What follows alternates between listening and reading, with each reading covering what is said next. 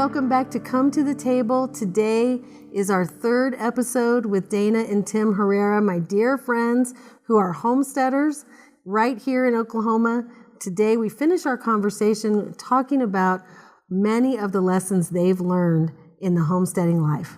Watch this. One of the things that we're trying to do is we're going to try and it's called growing soil. That's like our big thing, right? Yes. Because here in Oklahoma we have big clay soil, like it's very, right. It's not very. So what you wind up doing is you plant certain grasses in certain areas and multiple different grasses in that, and they actually work off of each other, and it actually grows the soil, so that the soil, instead of the water just running off, it actually gets absorbed in there. So your property becomes a little bit more drought tolerant, and then we can feed our cows throughout the entire year. Wonderful. But then some of those grasses have a lot of the different flowers in there, so a lot of clover, a lot of all these other things. So when we're able to reestablish the soil, regrow our soil, and have those flowers in there, those bees will have, they won't have to travel far because they have our pond. They'll be right there for water, and then they have all the flowers that they could possibly want all around. So that's what our overall goal is, but we want to be able to give them the structure, the infrastructure to be able to make the live that they need to. Well, we're going to pray about that, because I would love for you guys to have beehives functioning, you know, making honey and, collecting honey, I should say. That's more proper term. Yes. They're making it. We're harvesting. But getting honey and honey products. That's another thing that I'm super interested in for health, is all the bee products. Yes. The bee pollen, the beeswax. I mean, all of it. There's other ones I can't think of their names right now, but all of the bee honey products that are so good for us and good for our health. And I would just suggest trying to have somebody go out and buy local honey, maybe even go to the apiary where they're at and buy it from them, so you support them, because I think the stuff that you find in the grocery stores, the majority of it is not real honey at all. Honey. It's not. It's mixed with, they might have a little bit of honey in it, but it's mixed with a lot of corn syrup and all the other stuff that you don't need. Junk. It is. One of the health experts online said, "Don't buy the bear." You know, the little honey bear. Don't buy the bear. It's like, it's not honey. It's so good for us if it's organic, raw honey, local. Yes, because and that's true. Because the local honey, like if you have all those allergies, and that bee picks that up, and that's how a lot of people with allergies get through. Some of the seasons. Well, it's helped me, because the first thing we did when we moved to Oklahoma. And we moved from Missouri, so we weren't that far. But when we moved, we immediately found North Texas honey, which was at least close, to where we are here in Norman. And I started eating that, a tablespoon a day, and my allergies are not as bad as they could be. And I know it's because I'm acclimating myself to all the things around us. Natural, God-given. That's right. Yes. You know, our bodies were created to heal themselves, and so we kind of need to get out of God's way and let Him show us that our bodies can do it.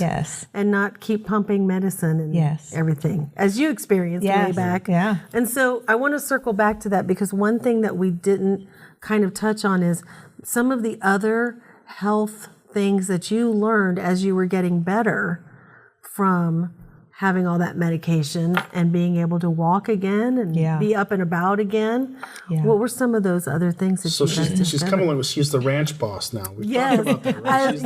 So she's able to get up and to do everything that she's able to do. But, you need a shirt that says ranch boss. I love that. It's layer upon layer, revealing upon revealing. The Lord shows, a little bit more, gives a little bit more information. Don't eat this, eat that, and it's really revealed in Scripture. Sticking to whole foods, not packaged foods. What He made. Yes. Well, it's like. That it reminds me of, God says, this is food for you. Yes. This is not food for you. Yes. Right. Okay. it took me a while early on to kind of get that concept. It's not that I don't want you to eat that. It's no, that's not for you. Right. That's for some other creature, but it's not for you. It's not food. It's not going to do well in your body. Right. Right. So when last year I had the opportunity, my sweet daughter took me to Scotland, which was fabulous. I've always wanted to go there, but my daughter's very adventurous in food, right? So one of the things, as people may know, they serve in the UK blood sausage, right? Oh yeah. And like, okay, first pork and second blood. No. So, of course, I was not partaking, right? So. But we went to a coffee shop one morning to get breakfast for the road because we were driving to the next place on the itinerary, and my daughter ordered a sausage roll, but it had the blood sausage in it, and I said, "Don't eat that." And she said, "No, I want to try it. And we're on our trip, and I want to try it." And I said, "No, don't, please don't eat that." And the young lady behind the counter, cute little thing, and she's like, "Well, when in Scotland," and I'm like, "You're not helping." So I said, "Please don't eat that." And Kaylee said, "No, I'm going to try it." And I said, "Okay." So I start in my mind to start praying. Yeah, Father, as soon as it hits her lips, just to have her go, bleh, I don't want that, kind of thing. So I'm praying in my mind, praying. We get in the car. She buys it. We get in the car. It's in a little sack, and I'm thinking, it's like I don't even want it in the car, right? Yeah. So we're driving along, and she's like, "Oh, coffee," and so she takes it out of the package, and I'm like, "Okay, Lord, please, okay," praying fervently, right?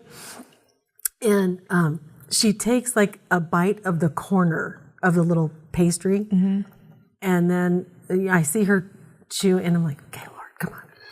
And she puts it down in the sack, and then some time went by, like several minutes, and I said, "Aren't you going to eat that?" And she said, "No, I don't really like it." And I went, "Yes!" And I didn't push the issue at the moment. Yeah. But later on, much later on, I said to her, you didn't like it, not because you just didn't like it. I said, you didn't like it because it's not food. Yeah. It's not food for you. And she was like, okay, Yeah. She's learning. She's still learning. Yeah. But it was such an awesome thing. Yeah. That I said, "Thank you, Lord." Thank you, Lord. Because I thought, don't put that in your body. She's so health conscious. Normally, yes, he's so good. Yes. Thank you, Lord. So, but just back to what you were saying, that he tells us. Yeah. He tells us what is good for us. Yeah. And how to live. Yes. Yes. Yes. And it's so amazing that we start to see the benefits of that, when we start taking things out of our normal routine that, are not food or are not helpful for our perfect bodies that he created. Yes. And then we start to see the benefits, and then he starts opening our eyes to a little bit more. Yeah. Hey, why don't you eat this? And then you start to see more benefits. That's right.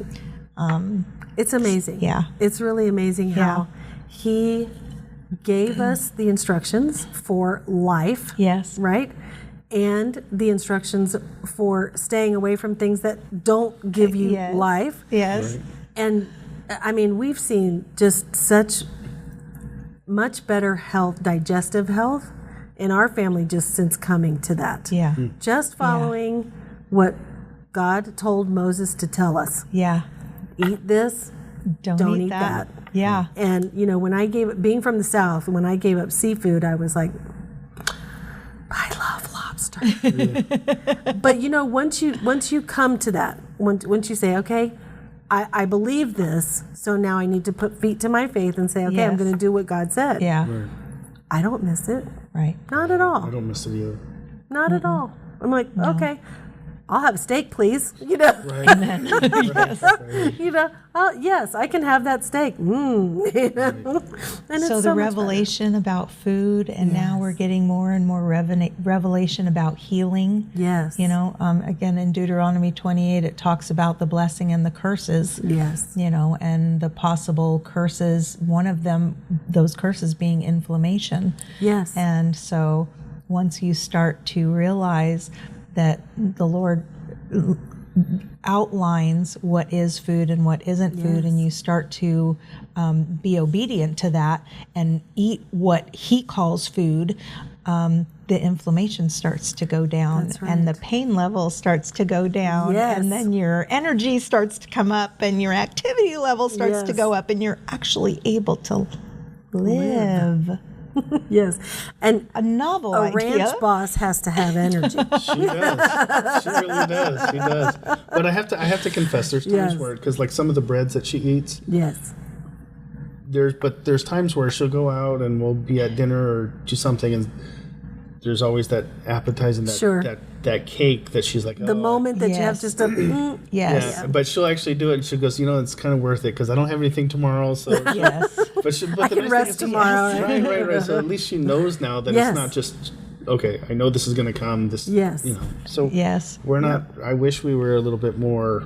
But that's My that's diet is natural. not perfect, No. but I know None of that us. when I don't, when I eat something I know I shouldn't, and I know I'm going to pay for it, and I'm able to make that decision, and Like like it's okay. I'm not. I'll accept the consequences. Yeah.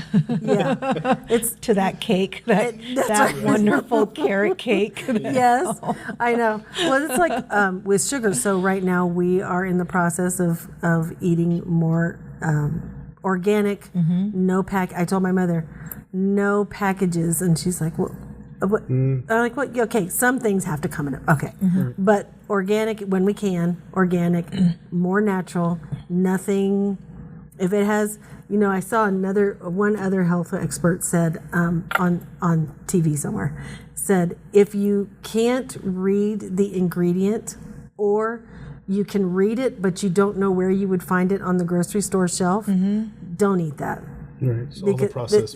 Don't eat that. So, so if you can't say and you don't know where you find it on the shelf, it's like put that back. Right. Yeah. And so all that to say, we're eliminating sugar. Yeah.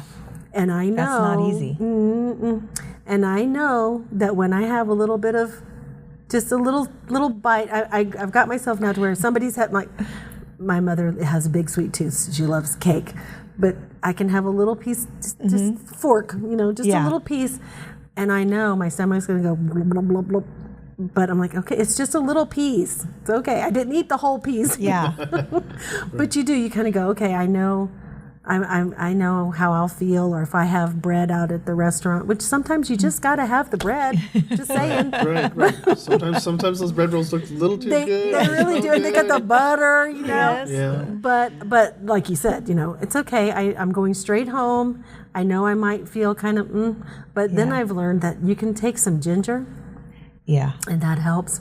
And then you just know, okay, I need not to do that for a while. Give yourself some time, all those things all the little tricks that we learn. But so as we're talking about this, I'm excited to ask you guys, are there any upcoming projects? I know you talked about the soil, growing the new soil.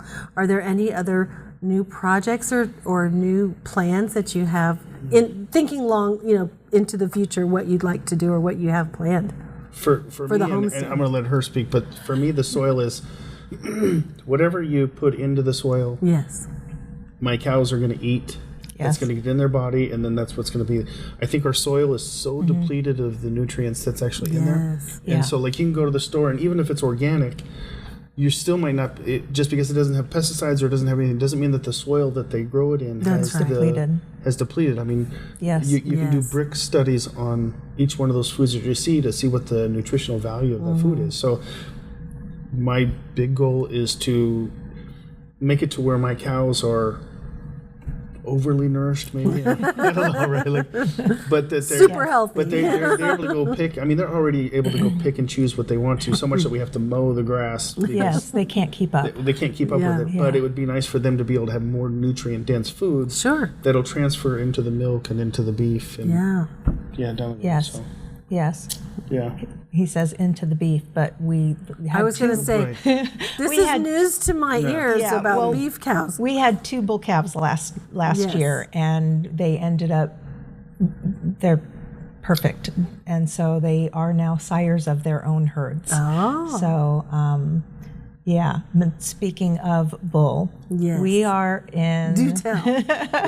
We have been talking about bringing a bull onto our homestead finally. Yes. Yeah. Now, how many heifers do you have? 3? We have 6 right now. Wow. Yes. I missed some. Yes. But our goal at the end of the year is we're going to have 10 because these are pregnant. And Yes. then Oh, wow. My wife made a deal, an unbelievable deal with the breeder because they wanted in one of our cows. And I have to tell you, so when we bought cows, we spent money on genetics.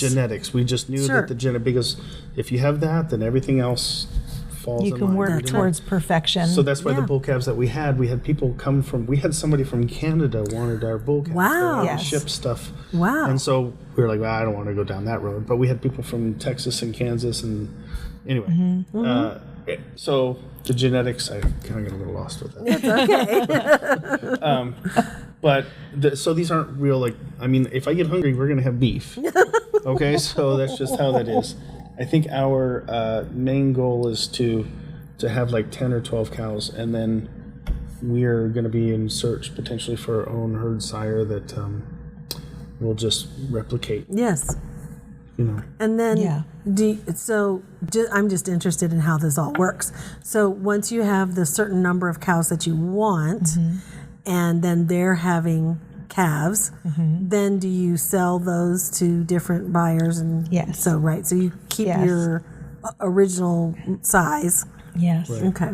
Yeah. I wondered how that. Yeah. And because everything that we have is genetically desirable and what everybody wants, all their offspring are going to come off, and so we shouldn't have any hard time selling off any of the offspring because they're going to be a very big desirable. And then when they come out and they see the pastures that they're in and everything else, and the care, and the care, and so the pasture thing, I got to also go into the chickens. Yes. So our chickens, our eggs are completely free range. Chickens, and it's so weird because you go to the neighborhood and where we're at the end of it, but there are chickens just everywhere. They just have free reign, so they run around the house. They do whatever, funny. And they're the best pesticide you can actually have. Because they're just out there hunting and all the time. They would much rather go after the insects and everything else over. I would much rather them go after the insects too. too. That is all by design too. So they're in with the cows. Yes. And so it really helps keep the fly larvae down because the chickens will go through the manure, and it helps the cows. The cows help the chickens, and I love that. It's one big beautiful ecosystem. Right. Big beautiful ecosystem. I love that. So now with the chickens, do you raise them? I know you raise them for egg laying. Yes. Because we in the congregation have been benefits of those wonderful eggs. But are you also using them for meat chickens as well? Freezer camp. That's the key word, freezer camp. Freezer camp, okay. Yeah. So how does that all work? Well, like she'll, in the spring, she'll typically hatch out 30, 45 eggs. And you can always count on half of them being roosters. Yeah. And at least. And this last year, there was way more roosters than there were hens. Oh, how funny. You kind of cycle the older hens out, and so you... but yeah, we actually are able to do that. This year, we actually gave all of the roosters away to a family that was really kind of in need for that. So that's so kind. That was kind of I don't know, it was kind of fun. It was a blessing for everybody. Blessing for us. And for us too. But you can't have too many roosters, isn't that right? Have I heard that correctly? Yeah. You can have way too many roosters, and it doesn't do well with the hens. So. Right. Yeah. Yeah, they don't like that. No.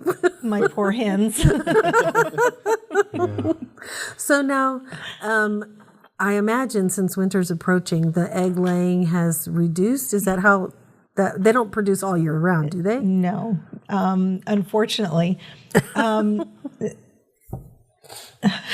Well, I have No. to tell, if I can, I'll tell you a story. Please. So we had originally talked with the congregation here locally and said we're gonna start selling some of these excess eggs that we have, and there's a lot of them, but we weren't going to take any money on Shabbat. We weren't. Yes. There was not going to be any of the buying or selling. Right. And so I'd actually had a conversation with Monty, and I said, hey, if they pay for them early, like on Thursday or Tuesday or whatever, and we just bring them on Shabbat because we live out in the country, and we're just like, we'll bring them here, and then they could just take them. Would that be all right? And he said, yeah, that's fine. That'll work. As long as you're not exchanging money and On the that product day, at the same day, that's fine. So we were having like a bunch of eggs, and so we're like, all right, we started this.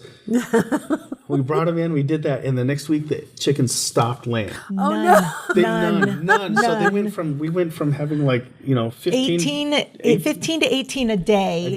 to nothing. None. And it wasn't because it was cold. It wasn't because Nope. it was getting a little cooler. But Did you see any picket signs? They were on strike. I don't know. But we actually just started thinking that was just a sign from the Lord to say, this is not what you're supposed to do. Okay. So we actually pulled that back, and we told everybody, sorry, this is not what we're going to be doing. We're not going to be able to do that. You have to pick them up on a different day. And then they started laying again. it was really interesting. That is wild. So we were like, all right. So, we get the blessings, but then we also get the corrections too. Yeah. Yeah. And we just have to be after they did that, we were like, did we just do something wrong? Yeah. Did we have to just, I don't know. That was kind of interesting. And we told the people in the congregation, I don't think they saw it like we saw it, of like the Lord speaking to us. They were just kind of like, why don't we get our eggs now? Kind of thing. It was kind of a... Because God said no. It's a two-way conversation. Yes, that's right. That's amazing. Yeah. Yeah. Again, seeing the work of his hand Yes. there. Yeah. Yeah. That's incredible. Such a blessing. So being out on that homestead just really increases our faith to just another level of... I can imagine. So. Yeah. That is just being corrected, wild. and we know when we're in the wrong. Yeah. Oh, well, I'm just so thrilled that you guys could come and spend some time just talking about the natural way of life and how being, out there on the farm increases your faith, and just watching what God does. And it's exciting. Yeah. It's exciting. So that means you're going to come out and hang out with us in the spring, and when you see the baby calves and the green and the... Yes, I told Monty, I said, in the spring, and when there's calving, they're going to take the cameras down, and we're going to do another show on the farm. And he's like, okay. But wouldn't that be fun? Yeah. Yes. That would be awesome. Yeah. That would be great. Well, thank you guys again so much for coming. And I just think that people are going to learn so much from what you guys have shared. And you don't have to be a homesteader or a farmer to trust in the Lord. And just your story is a great testimony of trusting what he says to you, or what the scriptures are revealing to you, and then watching those blessings come. And then realize too, it doesn't have to be this huge 500-acre ranch with 1,000 head. We're like a 12-acre ranch with small cows, but we're trying to do it right. And people, they can do it in their own backyard, not have cows necessarily, but Don't try to have a cow in the suburbs. That won't work. It doesn't work. But you do what you can to try and you find that faith that way too. That's right. That's amazing. Yeah. I'm so thankful that you guys could come today and share your story. And like I said, I just know that it's going to benefit many of our viewers out there, and people who are maybe even wondering about homesteading themselves, or, how do we start that, or what do we think about? Well, the first thing I think I heard you guys say was pray. Yes. Right. That's it. Yes. Pray. Talk to the Lord and see what maybe he doesn't want you to homestead. Maybe he wants you to do something else. And then let him guide you. Yes. And then reap the blessings of following what he says. Yes. Right. Yes. Oh, it's exciting. I'm excited about praying for bees. Thank you. Yes. I appreciate it. Yes, indeed. Well, that is the end of our time today. It just went by so fast. Yeah. But thank you all for joining us, and I hope that you will take the lessons that Tim and Dana have shared from their own life experiences, and maybe there's some way you can apply them to yours as well. And don't forget, the King is coming. keep those oil lamps full. And I'll see you next time around the table. Bye-bye.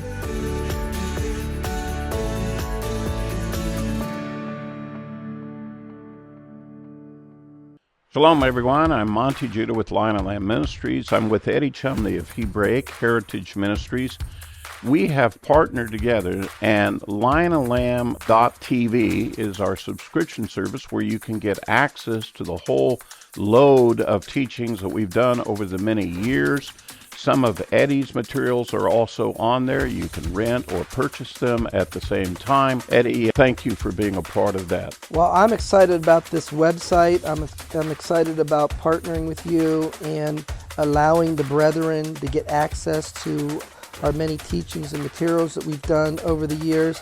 And so subscribe today, lionlamb.tv.